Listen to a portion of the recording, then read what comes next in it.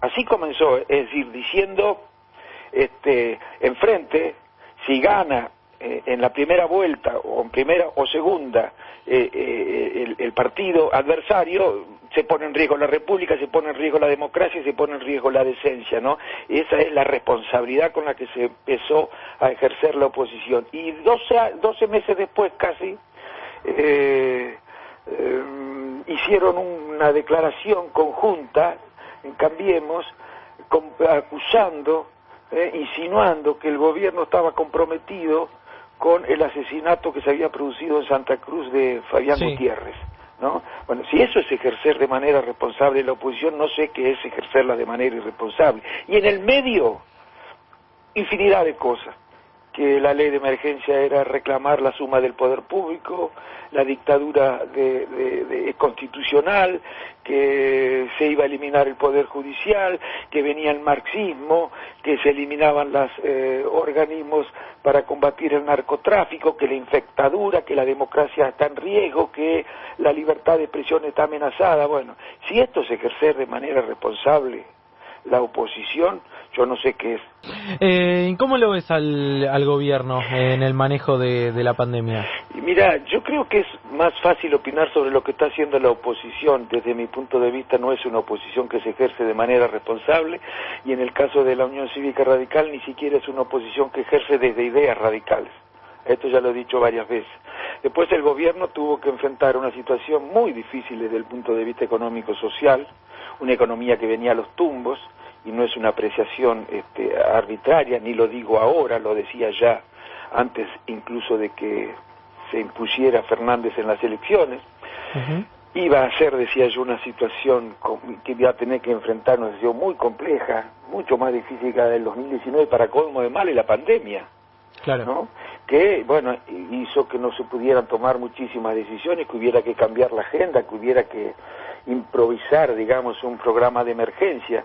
Y creo que desde el punto de vista sanitario las decisiones fueron las correctas. Ya a esta altura nadie puede negar esto, frente a los resultados que conocemos que existen en otros países que tomaron decisiones distintas a las nuestras. Los que priorizaron la economía no solo tienen muchos más muertos y contagiados, sino que además sus economías también están muy, muy complicadas, tanto o más complicadas que las nuestras.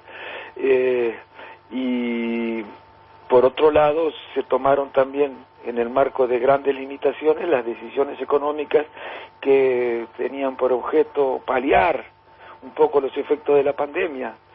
Por supuesto, en el marco de las terribles limitaciones que tiene el país en materia económica, ¿no? Claro. Ricardo, vos decías recién, el rol de la oposición no se está ejerciendo de una manera responsable. Sí, no. A ver, ¿te puedo decir algo? Sí. Mira, y en el medio pasaron mil cosas. ¿Cómo debutó la oposición? Porque yo sé que esto le molesta, incluso en particular a los correligionarios, pero le molesta en general a los que no votaron a este gobierno. Pero, a ver, ¿cómo debutó como oposición? No sé. Bueno, después de las PASO, entre comillas, como debutó como oposición, convocando a una plaza, a la Plaza de Mayo y a todas las plazas de la República, para demostrar a todo el mundo que somos más los argentinos, decían, que quieren vivir en democracia, que quieren vivir con la República, que quieren vivir de manera decente. Vos me hiciste una nota a raíz de esa convocatoria, me acuerdo, que me metió en lío con amigos, mi respuesta, la respuesta mía. Como siempre. No la pregunta, la respuesta. Como siempre que hablas acá. Así comenzó, es decir, diciendo, enfrente, si gana en la primera vuelta o en primera o segunda el partido adversario, se pone en riesgo la república, se pone en riesgo la democracia y se pone en riesgo la decencia, ¿no? Esa es la responsabilidad con la que se empezó a ejercer la oposición. Y 12 meses después casi hicieron una declaración conjunta en Cambiemos, acusando, insinuando que el gobierno estaba comprometido con el asesinato que se había producido en Santa Cruz de Fabián Gutiérrez, ¿no? Bueno, si eso es ejercer de manera responsable la oposición, no sé qué es ejercerla de manera irresponsable. Y en el medio, infinidad de cosas.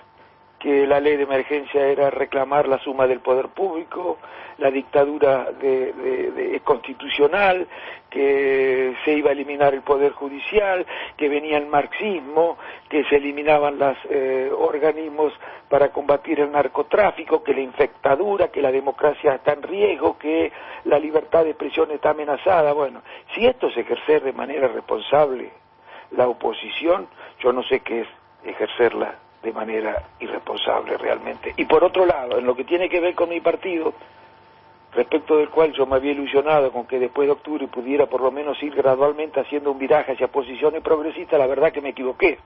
Hizo un viraje, pero más a la derecha todavía. Sí, bueno, pero ¿no hay algo ahí por parte de la conducción? Me refiero a Alfredo Cornejo, porque da la impresión que bueno, no, puede ser que tengas razón, pero me da la impresión que también la conducción es muy particular. Cornejo... No se equivoquen. A ver, igual que cuando pretendían al poco tiempo de perder las elecciones, desde Cambiemos responsabilizar a Macri, no era una la persona, ni era Macri personalmente el responsable. El responsable de lo que ocurrió del 2015 al 2019, la responsabilidad por todo eso, la tienen las políticas que se aplicaron.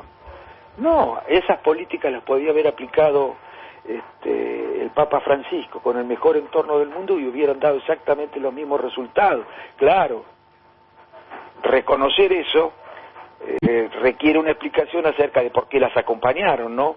Por eso es más fácil decir el responsable de lo que pasó en esos 4 años fue Macri. Y ahora no es Cornejo, porque así como hablo yo podrían hablar otros y podrían diferenciarse, y sin embargo no dicen absolutamente nada, y lo que dicen bueno, tiene mucho más que ver con posiciones de derecha que con posiciones radicales.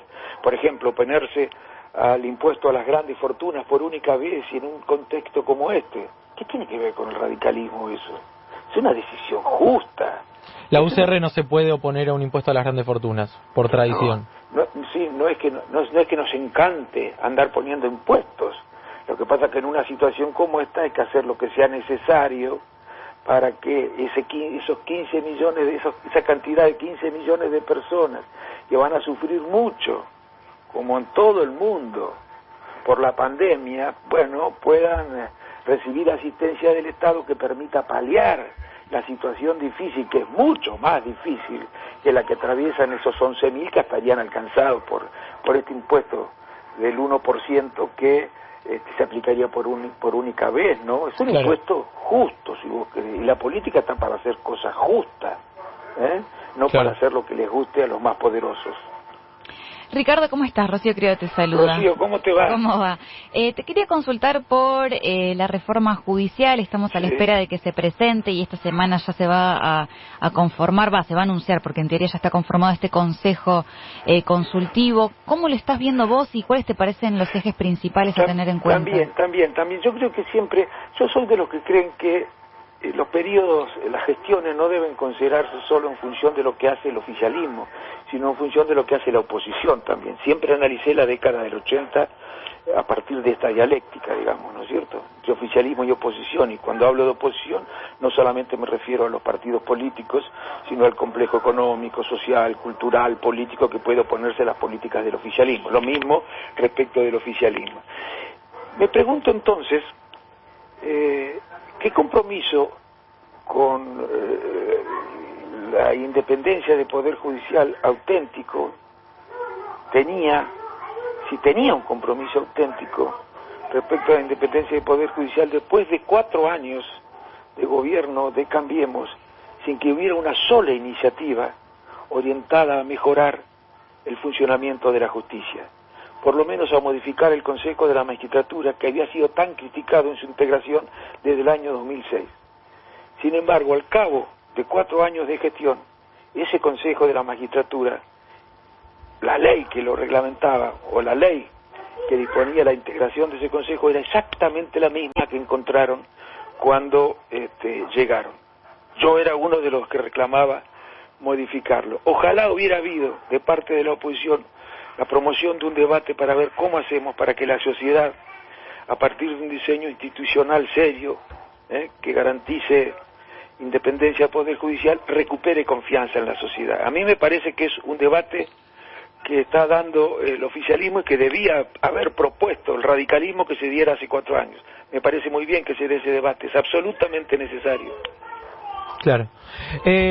Ricardo, te hago las últimas y como siempre te agradecemos por tomarte un ratito para charlar con nosotros. Chico, no. Te extrañábamos en realidad, siempre buscamos alguna excusa para charlar con vos. Yo también, que estoy medio ya con esto, ya llevo 100 y pico de días, ¿no? Pero no me llevo tan mal con las interiores, digamos, porque leo bastante. ¿Qué estás haciendo en cuarentena? ¿Hiciste algo distinto? No, leyendo mucho. No cocinás, no estás haciendo nada. No sé nada de eso, Juanito, te digo la verdad, está mal, porque eso es patriarcal, pero no sé nada, pero no tengo la culpa yo, la culpa la tiene la cultura. Podría haber hecho algo yo para cambiar mis hábitos culturales. ¿Estás a tiempo, Ricardo? Sí, estoy a tiempo y te aseguro que estoy haciendo cosas para cambiar. Mis hijas, mi hija,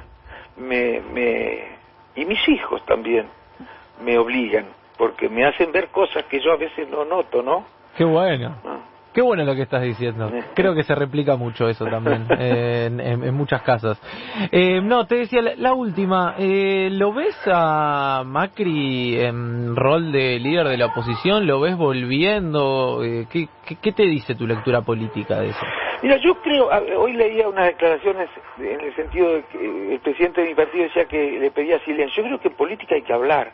Uh-huh. Hay que hablar y decir las cosas que uno piensa realmente. Uh-huh. El debate público debe ser muy transparente, uno no puede decir una cosa que no piensa, eso es muy malo. Yo creo que todos tienen que hablar, ¿y por qué no va a poder hablar el expresidente Macri? Es bueno que hable para que la gente sepa exactamente qué es lo que propone, no Macri, sino todos Cambiemos, o todos juntos por el cambio, porque no he visto una sola autocrítica respecto de las cosas que ocurrieron desde el 2015, es decir, las reivindican a las políticas que se tomaron desde el 2015 y que el radicalismo apoyó. Y ahora las posiciones que está asumiendo son posiciones que tienen mucho que ver con una concepción de lo que debe ser el gobierno muy parecida a la que gobernó del 2015 al 2019. Así que se expliciten las cosas y que todos digan lo que realmente piensa para que la sociedad pueda elegir con conocimiento a la hora de votar. Para que nadie... Uy, se nos fue. La expresión del neoliberalismo en la Argentina. Lamentablemente la Unión Cívica Radical todavía no ha dado el paso que debe inevitablemente dar para dejar de pertenecer a un frente que desde el punto de vista programático. A ver, Ricardo, te estamos escuchando en el mejor momento, te escuchamos peor. Entonces, me anda mal el teléfono. Sí, te anda muy mal el teléfono. A ver, pero ahí tratamos de volver a comunicarnos con él. Estamos hablando con Ricardo Alfonsín, futuro embajador designado en España. Todavía creo que no pasó el trámite en el Senado. Sí, lo estamos escuchando muy mal, porque de golpe escucho esto y es como un bálsamo de tranquilidad. Qué paz. Bueno, era Ricardo Alfonsín en Crónica Anunciada con bastantes definiciones. Recién decía, no sé qué espera la Unión Cívica Radical para abandonar Cambiemos. A ver si lo tenemos a Ricardo para cerrar la nota. Ricardo, te entendí bien, estabas diciendo no sé qué espera la Unión Cívica Radical para dejar Cambiemos de una vez. Sí, claro, para, en todo caso, conformar un frente con fuerzas afines, porque no tiene nada que ver la Unión Cívica Radical con el proceso. Yo decía esto en el año 2015. Ahora algunos se hacen los que nunca lo dijeron, incluso hasta quieren haber entre el pueblo y la Unión Cívica Radical. Claro. Ricardo, te mandamos un abrazo gigante. Esperamos pronto, cuando pase todo esto, tenerte acá en el piso para charlar. Me encantaría, Juan, que tú hacerte unas preguntas. ¿Me tenés que hacer unas preguntas? Porque estuve leyendo un libro, me imagino que sos pariente de una persona. No, sabés que no, que yo sepa no, de José Amorín. Tuviste, mira, te saco la ficha, tuviste leyendo el libro de María O'Donnell. Sí, exactamente. El libro de María. Claro, ¿Y no sos pariente? No soy pariente. De hecho, María O'Donnell me escribió para preguntarme datos de José Amorín, que era montonero, y le dije, lamento decepcionarte, pero no, y se equivocó, puso Juan Amorín. Yo pensé que era José Juan. Claro, no, Juan soy yo y no me da la edad. Así que, si no, ya me estarían diciendo muchos canales el montonero y demás, pero no. Bueno, Juancito. Un abrazo enorme. Un beso, chao. Era Ricardo Alfonsín que pasaba en Crónica Anunciada. Cruzando la calle, corriendo al bondi o durmiendo en el trabajo. Crónica Anunciada, una banda hermosa que te acompaña.